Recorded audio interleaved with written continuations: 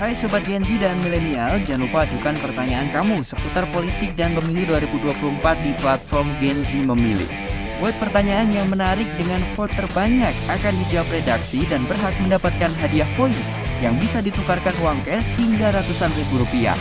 Yang setiap bulan akan dipilih 10 pemenangnya. Cara membuat pertanyaannya gampang banget. Yang pertama, login akun IGN Times dan pastikan nama kamu sudah sesuai dengan KTP. Kedua, buka platform Gen Z Memilih, yaitu klik www.genzmemilih.igntimes.com.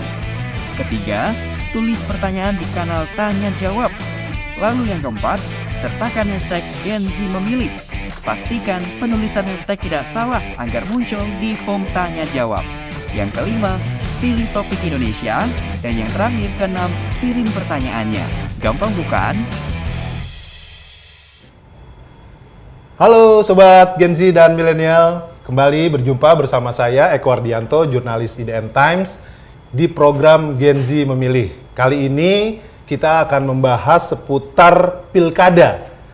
Teman-teman Gen Z dan Milenial pasti sudah mengetahui bahwa dari tanggal 27 kemarin dan sampai hari ini tanggal 29 adalah masa pendaftaran calon kepala daerah di seluruh KPUD kabupaten dan provinsi.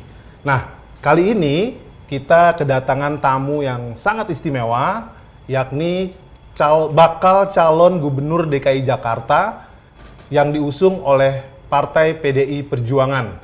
Di sebelah saya sudah ada Mas Pramono Anung Wibowo. Selamat sore, Mas. Selamat sore, Eko. Terima kasih sudah diundang di Gen Z Memilih. Dan tentunya harapannya Gen Z memilih saya. Belum boleh waktunya, Mas. Mas Ram, yes. Kemarin sudah mendaftar, bagaimana perasaannya, Mas?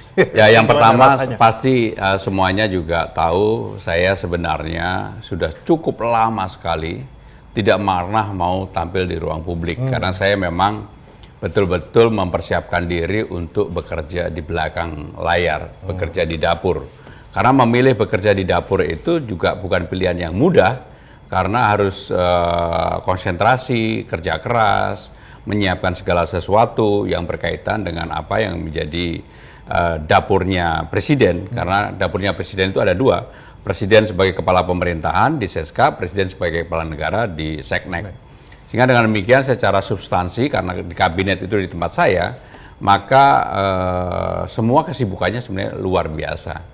Jadi saya benar-benar mempersiapkan untuk tidak terlalu dikenal orang.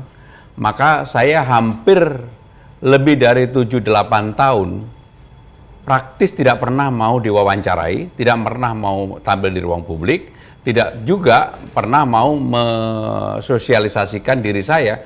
Karena apa? Karena yang saya, kalau teman-teman mengikuti Instagram maupun Twitter saya, yang saya posting hanya hal yang berkaitan dengan cucu, sepedaan, dan aktivitas sehari-hari gitu. Mas Tron pernah mengatakan, sekarang saya tahu banyak, tapi nggak boleh ngomong banyak. Beda waktu di wakil ketua DPR kemarin waktu itu, Mas. Jadi saya 4 periode sebagai anggota DPR. Yes. Jadi anggota DPR, jadi politisi, apalagi saya pernah jadi sekjen, wakil sekjen, kemudian pimpinan DPR. Jadi politisi itu biasanya taunya nggak banyak, tetapi mau dikasih ruang, mau ngomong sejam pun bisa gitu. Dulu saya termasuk yang lama menjadi jubir partai, jubir Ibu Mega ketika beliau menjadi presiden, wakil presiden. Sehingga saya door to door dari media ke media. Waktu itu pasti jadi media daring, semua orang kenal. Beda kemudian ketika sudah berada dalam pemerintahan Pak Jokowi, saya adalah orang di belakang layar. Jadi mempersiapkan dapur, nggak mau keluar ke ruang publik. Sehingga praktis sebenarnya tidak dikenal. 2014 berarti, Mas ya? 2014 sampai dengan 2000 sekarang ini. Sehingga kalau kemudian orang menanyakan, apakah ada yang kenal Pramono Anung di Jakarta? Kalau elit mungkin iya. Tetapi kalau grassroots, saya yakin enggak. Sehingga dengan demikian ada pertanyaan dari teman saya, waduh, Mas turun gunung. Ini bukan turun gunung lagi, ini naik gunung menanjak yang kita tidak tahu gitu. Tetapi saya adalah orang yang dari dulu, ketika sudah menerima amanah ini, saya nggak pernah setengah-setengah. Makanya mulai dari kemarin, begitu selesai pendaftaran, saya udah langsung keliling ke beberapa 5, 6, 7 acara.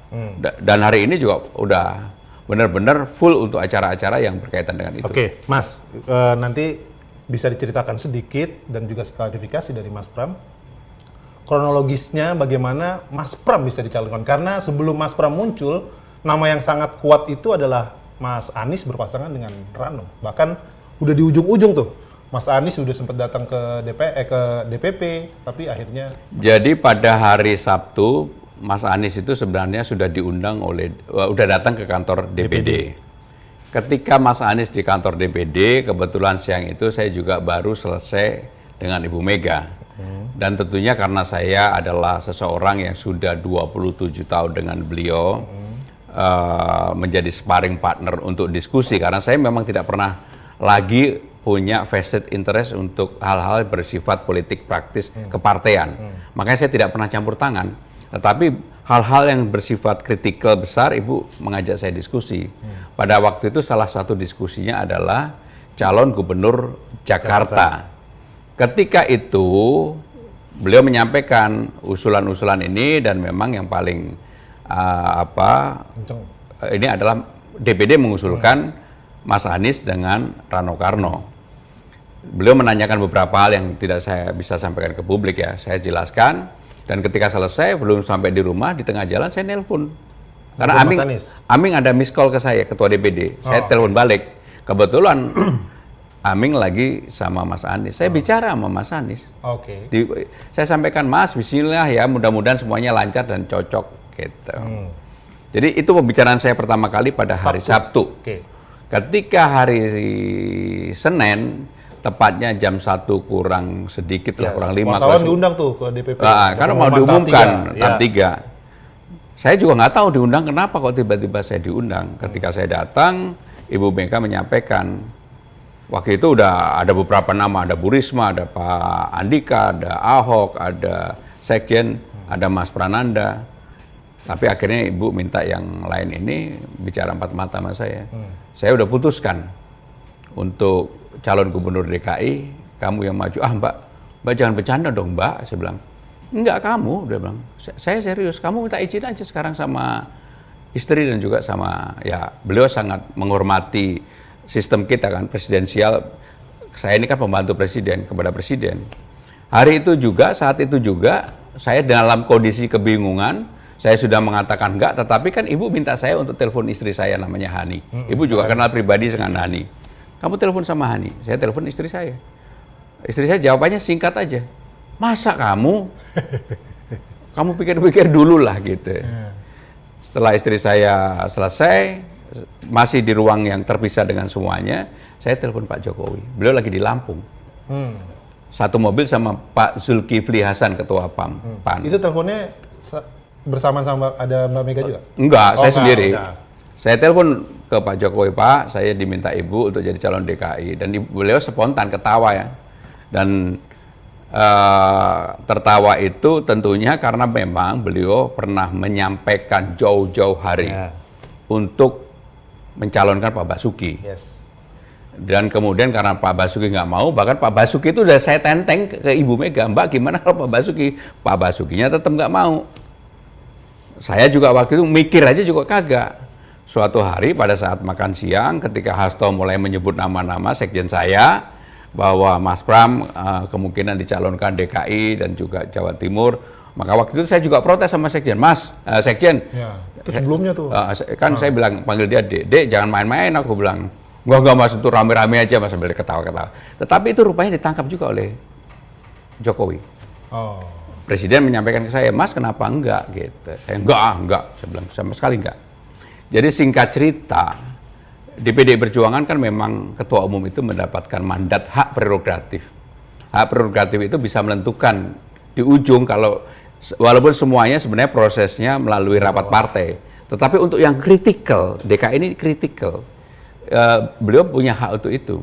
Jadi hari Senin saya dipanggil, sejak hari Senin jam 1 siang itu, sampai besoknya saya nggak bisa tidur. Karena apa yang begitu mengejutkan bagi saya. Hari Senin jam 5 sore saya minta waktu kepada Presiden. Nggak hari Senin. Karena hari Senin telepon beliau udah nyampe, Pak saya diminta, udah kalau Mas memang Mas aja, ini kan amanah. Tidak semua orang diberikan kepercayaan amanah oleh partai dan oleh ibu. Pak, saya belum jawab, Pak. Saya kalau bisa yang lain saja.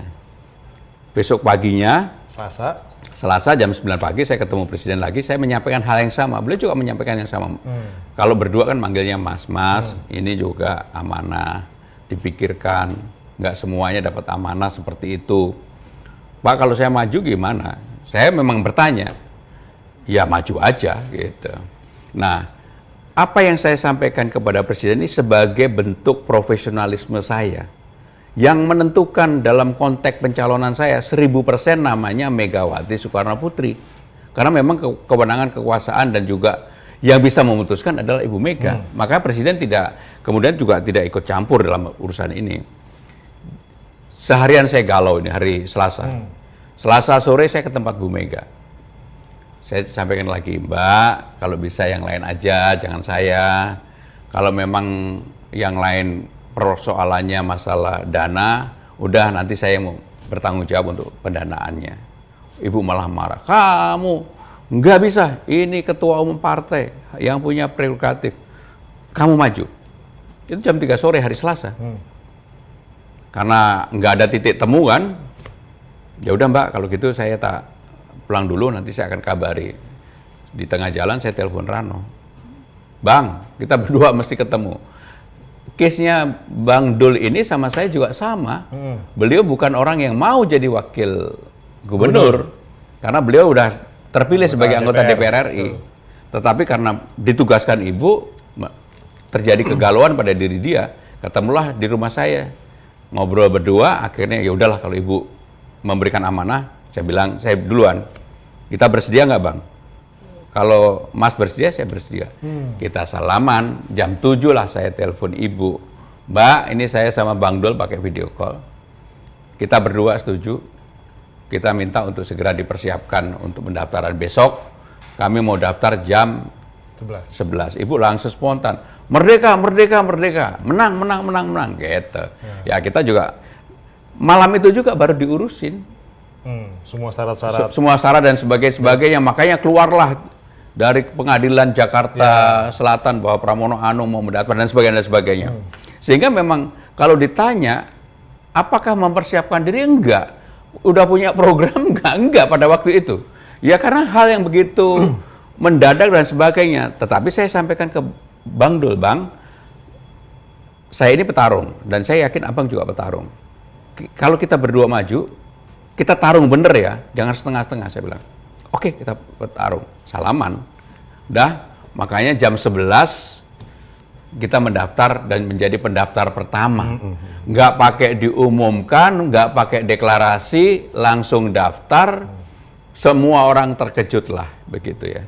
Tetapi sekali lagi, saya adalah orang yang sangat menghargai amanah yang diberikan oleh Ibu Mega, karena tidak gampang amanah ini diberikan.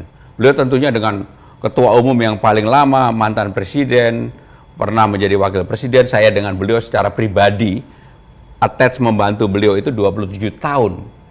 Cukup sangat lama, sehingga saya mengenal banget. Dan alhamdulillah, setelah ini didaftarkan, respon publiknya luar biasa. Dulu orang memang kalau ada pertanyaan, Mas disurvei memang nggak ada, memang nggak pernah disurvei. Dan memang saya tidak pernah itu. Sebelum masuk itu Mas, ini bentuk persetujuan Pak Jokowi terhadap Mas itu apa bentuk sebagai satu bentuk bergening antara Mbak Mega dengan Pak Jokowi? Menurut saya enggak. Karena apapun saya juga dengan Pak Jokowi ini kan sudah cukup lama. Pada waktu beliau wali kota, menjadi 2 kali menjadi gubernur dan sebagainya. Saya kan di partai. Sehingga hal-hal yang berkaitan dengan kepartaian kan pasti kalau di partai sebenarnya walaupun beliau secara waktu itu ya umur lebih tua 2 tahun dari saya, tapi kalau di partai kan saya sangat senior. Saya menjadi wakil sekjen, menjadi sekjen, dan saya juga Korwil Jawa Tengah, Jawa Bali. Itulah yang kejadian. Jadi banyak orang yang kemudian menanyakan apakah ini bentuk kompromi atau enggak. Menurut saya ini putusan 100% Megawati Soekarno Putri. Bahwa Pak Jokowi kemudian menyetujui apapun kan ini, saya masih ada di dalam kabinet. Saya harus mendapatkan persetujuan presiden.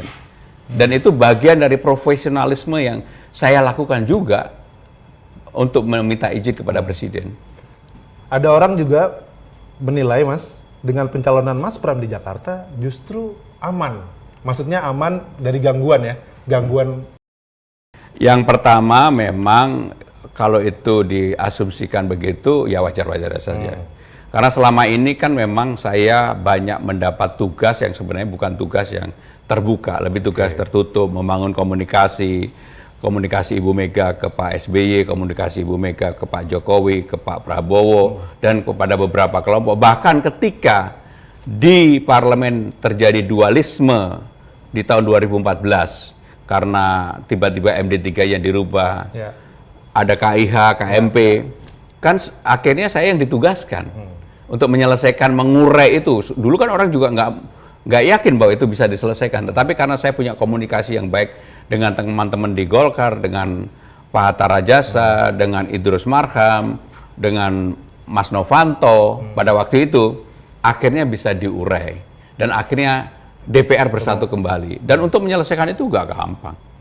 Kalau bukan orang yang bisa diterima kedua belah pihak, kebetulan saya sama Hatta kan bisa diterima kedua belah pihak. Mas, oke. Satu hal yang mau saya klarifikasi ke Mas Pram.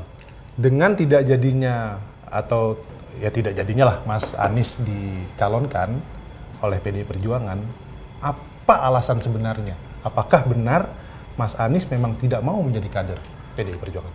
Ya kalau itu kan sudah bukan menjadi rahasia umum lagi. Ketika beliau dicalonkan PKS misalnya, kan memang beliau tidak mau. Ketika dengan Nasdem di Pilpres kemarin, ya itu kan pilihan orang.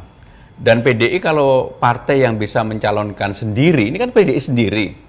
Di PDI kan memang ada aturan mainnya, bahwa seseorang yang maju dari partai kalau sendiri, nggak pakai koalisi, pasti harus kader sendiri. Berbeda dengan Banten. Banten kan PDI berkoalisi dengan Golkar. Akhirnya maka Bu Airin bisa dengan adik, mereka maju lah gitu. Walaupun sebenarnya awalnya Bu Airin belum dapatkan restu atau dukungan dari Golkar. Mas tahu nggak atau apa alasan mengapa Mas Anies menolak menjadi kader PDI Perjuangan? Ya itu Mas Anies yang tahu, itu Mas Anies yang tahu, bukan saya. Kalau saya sok tahu itu namanya ngarang-ngarang gitu ya. Oke, Mas. Terus kemudian sekarang sudah mendaftar, kemudian ke depan nih, ya kan? Tadi Mas Pram sudah menyebutkan nama saya nggak ada di survei. Saya nggak dikenal nih sama Gen Z. Gen Z mungkin ada yang kenal nggak nih Mas Pram nih? Nah, gimana sekarang nih tuh caranya nih? Jadi yang pertama, saya mengetuk hati semua orang, terutama para pemilih pemula. Kalau pemilih tua pasti tahu saya, karena saya dulu jadi jubir sehingga orang tahu saya dulu keliling dari media ke media. Terlalu lama saya melakukan itu, sehingga sangat gampang untuk itu. Tetapi yang paling sulit adalah kepada Gen Z. Maka ada pertanyaan sederhana dari anak saya, Bapak, gimana caranya Bapak masuk ke Gen Z? Saya terus terang agak sulit untuk menjawab. Tapi saya ada satu kata, Bapakmu sebenarnya belajar dari kamu banyak. Kamu nonton BTS, bapakmu yang nemenin. Kamu nonton Peggy Go, bapakmu yang nemenin. Kamu nonton Korea-Korea lain, junior itu, bapakmu yang nemenin. Memang saya nemenin. Dan di situ kan bapak juga happy-happy aja. Kamu Gen Z nggak? Saya bilang, Gen Z. Yang kedua, dari awal saya memang tertarik pada dunia komunikasi. Dan saya melihat itu. Perubahannya luar biasa. Termasuk Eko atau saya yang bermain Twitter di tahun 2010, yang Twitter saya akhirnya diangkat-angkat lagi, saya mengatakan bahwa potret 2010 dan potret sekarang itu berbeda. Waktu itu bagian dari joke-joke yang biasa pada waktu itu. Kalau sekarang mungkin beda. Nah sekarang generasinya adalah generasi TikTok, orang nari-nari, orang berkumpul dalam komunitas, misalnya komunitas hewan, komunitas olahraga, komunitas sepeda, komunitas, bahkan ada komunitas melamun yang suka melamun. Dan itu bagian dari Gen Z sekarang ini. Kenapa kemudian saya meyakini pasti saya juga bisa belajar itu? Karena saya melakukan dengan hati dan saya belajar. Dan saya mau belajar, mau memilih, mau mencoba, mau mengetuk. Itu yang saya lakukan. Makanya saya bilang sama Bang Dul, Bang, kita di dalam program nggak usah muluk-muluk. Yang penting bisa direalisasikan dan memberi kebahagiaan dan kemudahan kepada siapapun yang ada di Jakarta nantinya. Contohnya? Contohnya, problem utama kita adalah masalah polusi, kemacetan, sandang papan, harga pangan. Ya gimana caranya supaya kita bisa melakukan terobosan terhadap itu? Itu yang akan kita lakukan. Jadi bukan sesuatu yang kemudian saya akan berdiametral berdebat terhadap hal-hal yang sifatnya masih uncertainty. Saya lebih memilih untuk berdebat ataupun menyampaikan gagasan-gagasan yang riang gembira. Makanya saya bilang sama Bang Dul, dan saya yakin Dul juga sama, udahlah kita berpolitik riang gembira aja. Jangan pernah sekalipun masuk pada wilayah yang katakanlah perdebatan seperti pilgub yang lalu gitu. Apa namanya, persoalan etnisitas, persoalan agama dan sebagainya. Mas Pram, ini karena IDN Times adalah Gen Z, tadi Mas Pram juga sudah ngomong, bisa dijelaskan nggak sama para Gen Z ini, apa yang akan dilakukan Mas Pram untuk meraih suara Gen Z? Yang pertama, saya ingin memberikan hal pembelajaran kepada siapapun. Pramono Anung apa sih yang menjadi pilihan dalam hidupnya? Bekerja keras. Saya ingin kasih contoh satu yang tidak pernah sebenarnya orang itu mengapresiasi dengan orang yang bekerja keras. Tapi karena dari awal sampai sekarang saya bekerja keras, saya ingin mengatakan ternyata itu menjadi kelebihan saya. Ketika pertama kali saya dipilih oleh Ibu Mega menjadi wakil sekjen partai, secara pribadi Ibu Mega belum kenal sama saya. Tetapi karena saya yang menyiapkan anggaran dasar, anggaran rumah tangga, bersama dengan 5 orang, yang 4 orang ini umurnya udah di atas 60 semua, para tokoh, ada Sabam Sirait, Theo Syafi'i, Tarto Sudiro, Imam Mujiat, yang nggak tahu ada namanya iPad atau laptop pada waktu itu. Karena saya lulusan ITB, jadi saya tahu. Maka sayalah yang membuat anggaran dasar, anggaran rumah tangga pada waktu itu. Minimal yang ngetik. Begitu presentasi tokoh-tokoh ini kan nggak tahu, waktu itu masih pakai Infocus. Sayalah yang kemudian diminta oleh mereka untuk menyampaikan. Begitu saya menyampaikan, karena saya yang membuat, singkat cerita, sebentar aja selesai. Jadi sekarang akan berTikTok ria dong? Oh ya, apa yang menjadi pikiran Gen Z akan menjadi pikiran saya. Dan mau tidak mau, tetapi sekali lagi, tetap saya akan mengambil posisi bekerja keras. Kenapa bekerja keras? Dalam waktu 2-3 bulan, untuk bisa mendapatkan approval dari para pemilih, mendapatkan simpati, dipilih, disukai, itu tidak gampang. Makanya saya bilang, ini Pramono Anung turun gunung. Bukan Pramono Anung naik gunung yang belum tahu ujungnya ada di mana. Kalau nggak kerja keras, nggak bisa. Makanya mulai kemarin setelah daftar, sampai hari ini, saya belum berhenti. Dan ini menjadi karakter saya. Saya ini petarung, nggak akan berhenti. Maka dengan demikian, saya bilang sama Bang Dul, Bang, Abang bekerja dengan cara Abang, dan kita sepakati saya dengan cara saya, tetapi titik temunya adalah pada saatnya kita berdua sudah dikenal oleh masyarakat di Jakarta dan mereka menyukai kita. Ada alasan utama kenapa Mas Pram dicalonkan dengan Bang Rano?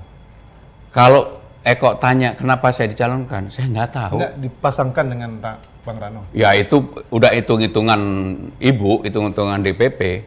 Karena yang pertama pasti secara konfigurasi, saya ini latar belakangnya dipanggil Mas, Dul dipanggil Bang Dul, ya itu secara politik juga pasti kan ada perhitungannya. Tetapi saya berdua ingin mengatakan bahwa ini menjadi benefit, tetapi bukan hal yang kemudian akan kita jual, bukan. Bahwa ini menjadi benefit, ya. Secara politik menjadi benefit, dan secara politik itu yang memutuskan kan bukan kita. Saya sama Bang Dul begitu ketemu langsung ketawa berdua. Kita kenal lama, kita tidak pernah berpikir, sekarang kita dipasangkan begitu. Kalau perkiraan saya Bang Dul nanti akan garap pemilih Betawi, Mas Pram semua pemilih. Semua pemilih. Bagaimana caranya bisa meraih suara dari pemilih-pemilih katakanlah yang sebelumnya pengen mencalonkan Mas Anies nih kan? Yang paling utama yang ingin saya sampaikan, para pemilih Mas Anies ini kan pemilih yang rasional. Pemilih yang pasti akan memilih orang yang kemudian bisa menerjemahkan pikirannya Mas Anies. Saya yakin untuk beberapa hal yang menjadi pikiran Mas Anies, saya pasti bisa menerjemahkan. Karena secara pribadi saya tidak pernah mempunyai problem dengan pikiran-pikiran Mas Anies. Bahkan kemudian saya ketika kemarin telepon sebelum saya berangkat untuk mendaftar ke KPUD, kita berdua kan telepon-teleponan sama Mas Anies. Saya bilang sama Mas Anies. Oh, sebelum berangkat? Sebelum berangkat, iya. Saya bilang sama dia, Mas, ingat nggak dulu ketika Dito lahir anak saya? Mas Dito, oke. Mas yang nungguin di rumah sakit. Oh iya, aku ingat, Mas. Karena ketika dia ketua Senat Mahasiswa UGM, dulu kan saya mantan ketua Dewan Mahasiswa UGM. ITB, maaf. Mantan ketua Dewan Mahasiswa ITB. Bedanya kira-kira 10 tahun. Sehingga pada waktu itu ada demo-demo untuk Pak Harto lah. Dia salah satu tokoh. Ya kita yang udah bekerja, udah punya duit dikit yang bagian memberikan support energi lah begitu. Berarti ada juga usulan Mas Anies akan dijadikan ketua tim kampanyenya. Yang usulin siapa? Ya ada orang. Oh, ya yang pertama siapapun pasti saya ingin mereka bisa terlibat. Karena saya akan membuka diri bahwa walaupun saya didukung oleh satu partai, 14% PDI Perjuangan, tetapi dalam berkompetisi ini saya tentunya akan membuka diri kepada orang yang ingin terlibat dalam pilgub ini untuk membantu saya. Beberapa orang posisinya cukup tinggi, wakil ketua umum partai, dia akan mau untuk menjadi relawan saya. Nah, gitu. Itu bentuknya gimana?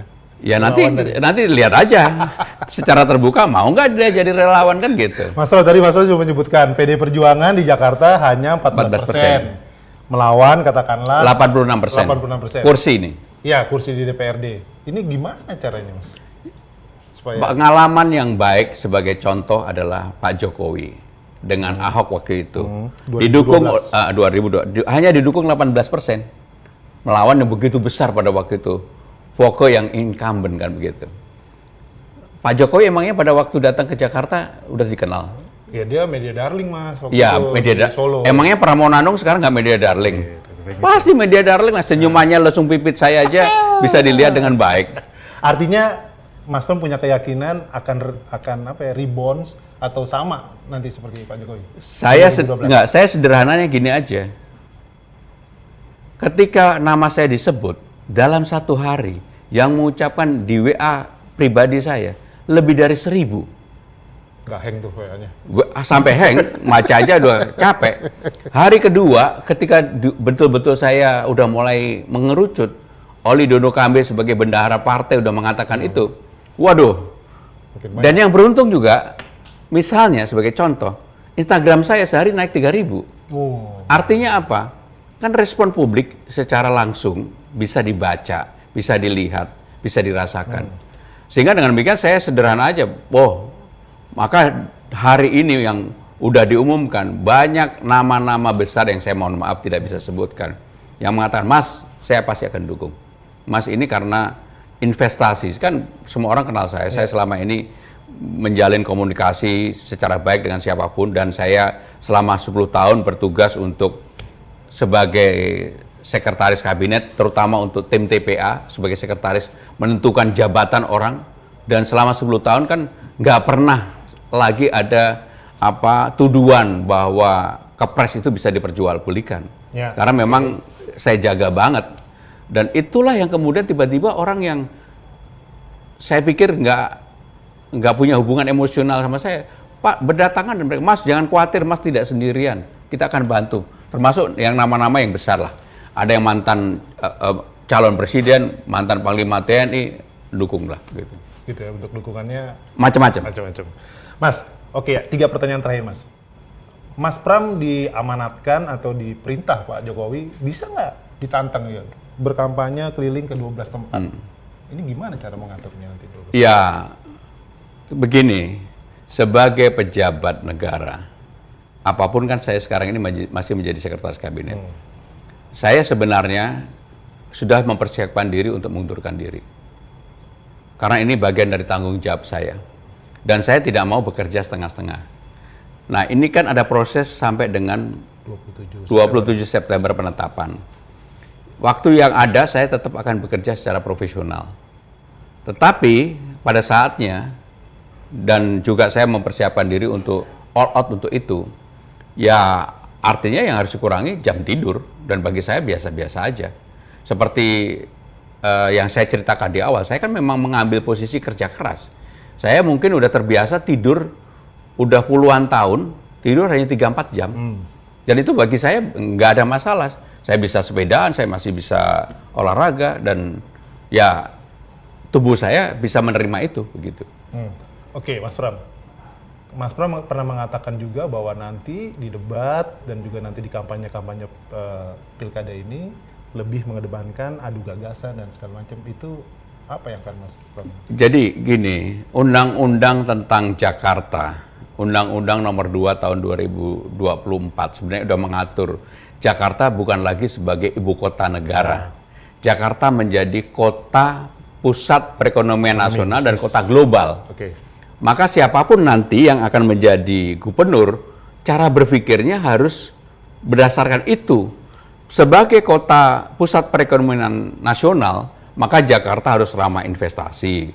Jakarta harus mempermudah, Jakarta harus melakukan reform terhadap birokrasinya. Nggak bisa lagi berbelit-belit. Kemudahan untuk apapun, termasuk kemudahan hal yang berkaitan misalnya lah yang dikeluhkan oleh banyak orang tentang izin untuk mengadakan acara kegiatan musik publik. Nggak bisa lagi, padahal DNA kita yang kuat sekarang ini sebenarnya di sektor itu. Dan itu yang juga menjadi kekuatan Gen Z sekarang kita. Maka kalau kita lihat di dunia Gen Z, kita termasuk yang dominan bukan hanya di Indonesia tapi di luar negeri. Dan itu harus difasilitasi, diberikan kemudahan. Kelompok-kelompok komunitas yang tumbuh di mana-mana yang seperti saya katakan, itu juga harus difasilitasi, diberikan kemudahan. Karena apa? Dengan mereka bisa mengapresiasi komunitasnya, itu bagian dari kebahagiaan. Kalau kita lihat, saya kebetulan di komunitas sepeda. Mereka mau kemana aja bisa ikut untuk bersepeda. Mengeluarkan uang yang nggak sedikit. Para pelari, termasuk Eko yang lari. Eko mau ikut maraton, kemana-mana. Sebenarnya kalau mau ditanya apa sih kan bukan itu, kebahagiaan. Nah itulah yang kita bangun bersama-sama, dan saya yakin ini yang menjadi kekuatan kita, gen kita, DNA kita itu sebenarnya ada di situ. Maka kalau kita lihat sekarang ini dengan ada perbaikan di kita, maka perform grup-grup musik kita, film-film kita mulai tidak hanya menjadi tuan rumah di dirinya sendiri, udah mulai keluar di ASEAN, kita udah paling dominan. Karena apa? DNA kita itu tadi. IDN ini ada 2 grup musik, Mas. JKT48 dan Bos Kreator, Mas, yang bisa membuat event. Dan itulah yang kemudian saya yakin Gen Z banyak yang nonton di IDN ini. Mas, tadi terlewat sedikit. Tadi Mas Pram bilang berkeinginan mundur dari Seskap. Kapan atau mengapa tidak jadi atau belum jadi atau gimana? Ya, kan ada peraturan perundang-undangannya. Saya ini taat patuh pada peraturan undang-undangnya. Dan saya sebenarnya juga bicara sama Mensesnek, saya bicara sama Presiden. Pada waktunya, kalau memang saya udah tidak bisa menjalankan tugas saya sebagai sekretaris kabinet dengan baik, saya tidak boleh memaksakan. Dan itu tidak fair, tidak adil bagi bangsa dan negara ini. Tetapi selama saya masih bisa dan saya juga bisa mengatur waktu untuk melakukan sosialisasi ke masyarakat Jakarta, saya akan lakukan. Jadi belum tahu lah ya deadline-nya kapan. Karena udah ada jadwalnya. Oke. Satu pertanyaan terakhir, Mas. Dari tadi satu melulu. Satu terakhir. Tentang saya mau nanti lawan Mas kira-kira kan akan berhadapan dengan Kang RK, Ridwan Kamil. 3 kata terkait sosok Ridwan Kamil yang akan menjadi pesaing Mas Pram.